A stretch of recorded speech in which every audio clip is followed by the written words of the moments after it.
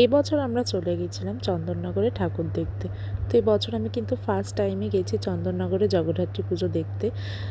দেখো আমাদের এখানে আমরা যেখানে থাকি অশোকনগর কল্যাণঘর, আমাদের এখানেও কিন্তু অনেক বড় করে পুজো হয়, জগদ্ধাত্রী পুজো। তো সেই জন্য আমার কোনোদিনও চন্দননগরে যাওয়া হয়ে ওঠেনি। বাট এবছর আমি গেছি চন্দননগরের।